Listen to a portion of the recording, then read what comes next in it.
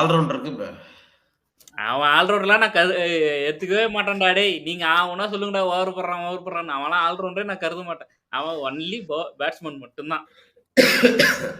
ஏன்டா கை சுத்தி பால் போட்டா அவன் ஆல்ரவுண்டர் ஆயிடுவானா?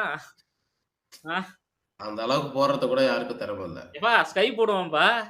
அவன் ஆல்ரவுண்டரா? ஸ்கை போடுவாரு. ரிங்கு அவர் சிங் ஸ்பின்னர். போடுவான்ப்பா. ஆல்ரவுண்டரா? பார்ட் டைம் ஆல்ரவுண்டர்ஸ் ஆ அவங்கலாம். சொல்லுவீங்க.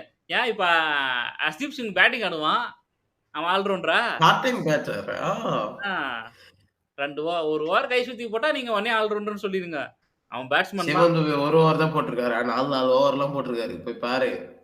எங்க சிஎஸ்கேல தான் யூஸ் பண்றது இல்ல. ஸ்ரீலங்கா இந்தியால யூஸ் பண்ணிடுறானுங்க. ஸ்ரீலங்கா கிட்ட, ஜிம்பாப்வே கிட்ட அந்த மாரி டீம் கிட்ட தான்.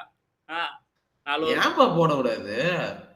என்னப்பா அந்த பசங்க பேசுற நீ? அந்த பசங்க சும்மா நம்ம சீக்கா சொல்ற மாரி தான். அவரு கை சுத்தி போட்டாலே அவுட் ஆயிருவானுங்க.